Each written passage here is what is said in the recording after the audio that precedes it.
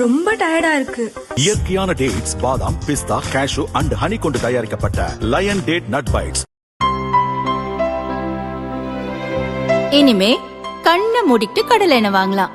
ஏன்னா மந்த்ரா கடலை எண்ணெய் இதயத்தின் தயாரிப்பு. வறுக்க, பொரிக்க, ஏன் எல்லா சமையலுக்கும் மந்த்ரா தான். மந்த்ரா கடலை எண்ணெய், அபார ருசி, ஆரோக்கியமான உடல் நலம். லோக்சபாவில் நிறைவேற்றப்படும் எந்தவொரு மசோதாவும் ராஜ்யசபாவிலும் நிறைவேறினால்தான் சட்டமாக அமலுக்கு வரும். இதற்கு ராஜ்யசபாவில் பெரும்பான்மை எம்பிக்கள் அவசியம். ராஜ்யசபா எம்பிக்கள் எண்ணிக்கை 250. இதில் 238 பேர் மாநிலங்கள் மற்றும் யூனியன் பிரதேசங்களில் இருந்து தேர்ந்தெடுக்கப்படுவர்.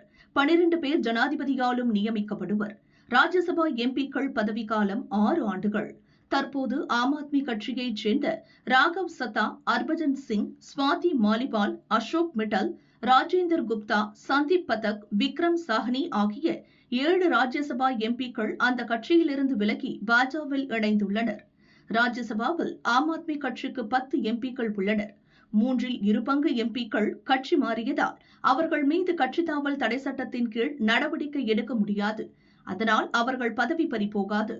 ஒரு கட்சியைச் சேர்ந்த 7 எம்பிக்கள் ஒரே நேரத்தில் கட்சி மாறியது தேசிய அரசியலில் பெரும் பரபரப்பை ஏற்படுத்தியது. அது மட்டுமல்ல, பார்லிமெண்டிலும் புதிய தாக்கத்தை ஏற்படுத்தியுள்ளது. அது பற்றிய விவரம் வருமாறு: 7 எம்பிக்கள் இணைந்துள்ளதன் மூலம் ராஜ்யசபாவில் பாஜகவின் பலம் 113 உயர்ந்துள்ளது. ராஜ்யசபாவின் தற்போதைய மொத்த பலம் 244 உள்ளது. பெரும்பான்மைக்கு தேவை 123 எம்பிக்கள். இன்னும் 10 எம்பிக்கள் கிடைத்தால் ராஜ்யசபாவில் பெரும்பான்மையை பாஜக மட்டுமே பெற்றுவிடும். 7 ஆம் ஆத்மி எம்பிக்கள் வரவின் காரணமாக பாஜக தலைமையிலான தேசிய ஜனநாயக கூட்டணியின் பலம் 142 உயர்ந்துள்ளது. 7 நியமன எம்பிக்களை சேர்த்தால் தேஜ கூட்டணியின் பலம் 149 உயர்கிறது. தற்போதைய நிலவரப்படி ராஜ்யசபாவின் எம்பிக்கள் எண்ணிக்கை 244. அரசியலமைப்பு சட்டத்தில் திருத்தம் செய்ய 3 2 பங்கு எம்பிக்கள் ஆதரவு வேண்டும். அதாவது 163 எம்பிக்கள் ஆதரவு வேண்டும். பாஜக தலைமையிலான தேஜ கூட்டணிக்கு தற்போது 149 எம்பிக்கள் ஆதரவு உள்ளது. இந்த ஆண்டு இறுதிக்குள் இன்னும் 5 எம்பிக்கள் பாஜகவுக்கு கிடைப்பர்.